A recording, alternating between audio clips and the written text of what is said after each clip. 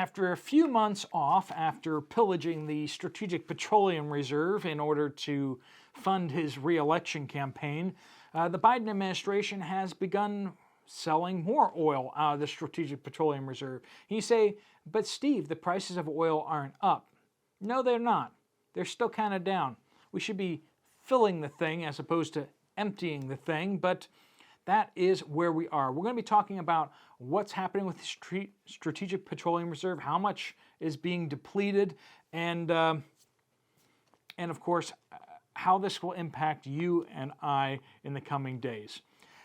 Before we do that, this video is brought to you by Genesis Gold, and they help people move their retirement funds out of stocks, bonds, risky assets, which is, today you never know what's going to happen, over to legitimate things like silver, gold, platinum coins.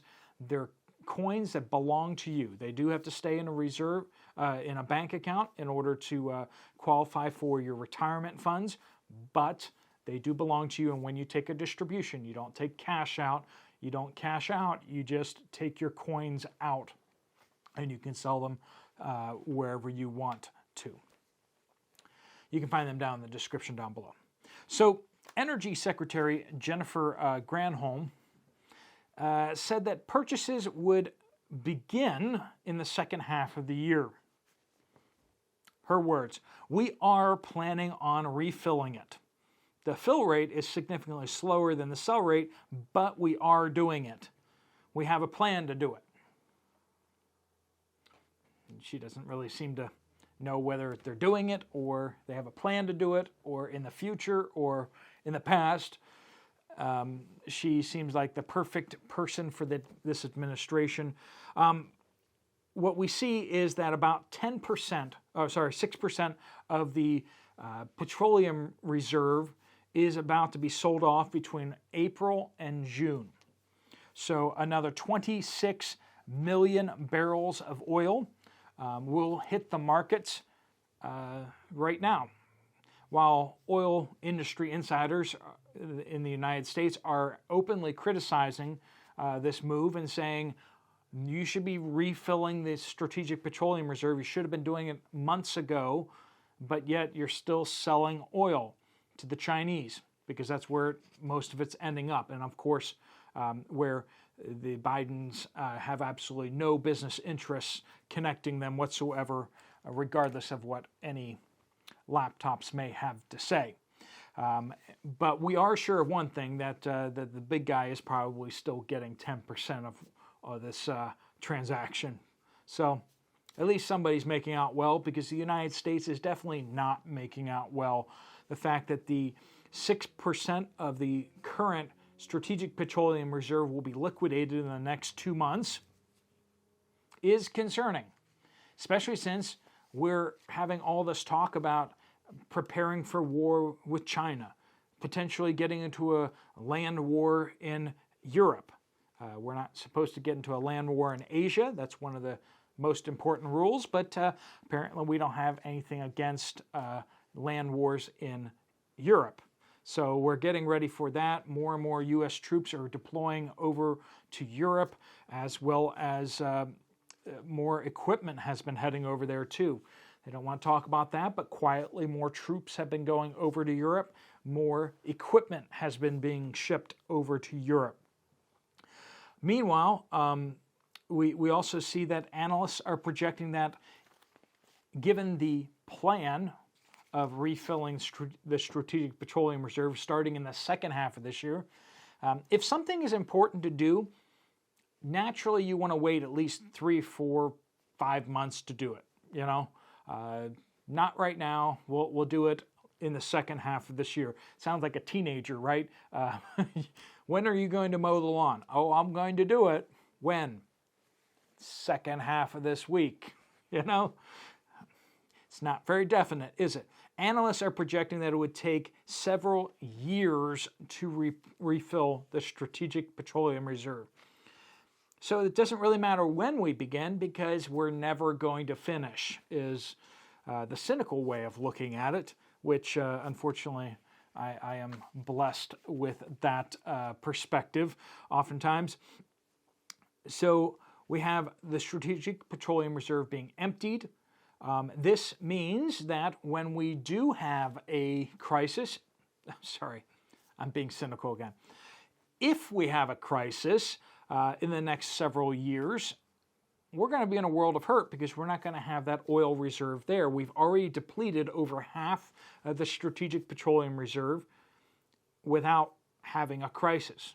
Well, I mean, unless you count the re-election campaign and the election around control of the House and the Senate to be a crisis or an emergency. If you do, then you would absolutely approve of the liquidation of half of our emergency reserves for an election.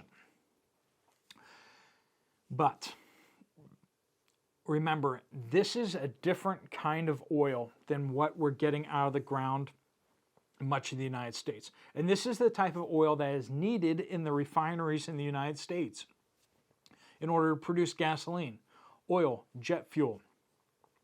If we have that lifeline of oil from the Middle East and other places where we get this sour oil from, we're going to have a hard time producing the diesel and gasoline that we need as regular people in the United States.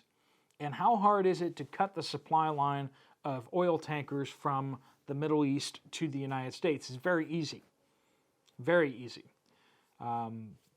You can't get through the Suez Canal without going past Yemen and Somalia.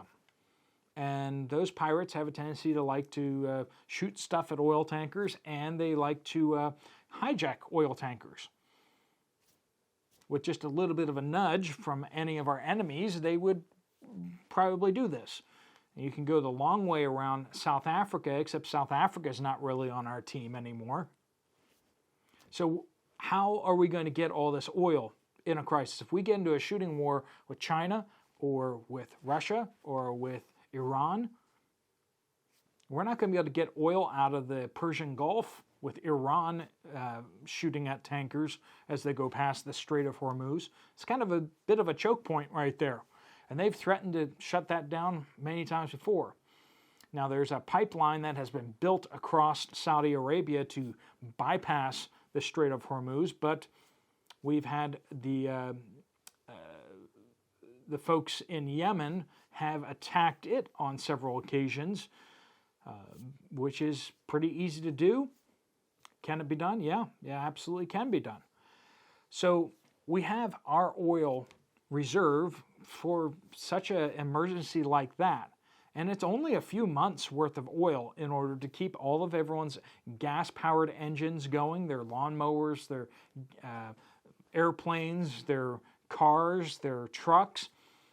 If we suddenly have a disruption in oil coming in from other countries, we're going to be in a world of hurt very quickly. This will have an impact on us if there is a crisis. And if you're like me, you see that we're probably going to have a crisis within the next 2 years. We're probably going to be in World War III within the next 2 years. So does this seem like a good time to be emptying out the Strategic Petroleum Reserve? No, it's really not a good time for that. It's high time that we refill the thing and hunker down. In fact, we probably should expand it because we need the capacity for that. We should also be retooling some of our refineries, but the EPA will never allow that. Retooling some of our refineries so they can start using the oil that we do produce in the United States to produce oil, gasoline, diesel, and jet fuel. But American refineries are designed for a different kind of oil. And we can't build any new ones because the EPA, heaven forbid, someone steps on a frog. That's where we are as a country. It's ridiculous. We refuse to defend ourselves. We refuse to protect our borders. We refuse to build industries that are actually going to change the world and actually make the United States more successful. It's all about politics, and sadly, that's where we are as a country. All right, folks, if you found this video to be useful or helpful, you might want to check out another video from me right over here.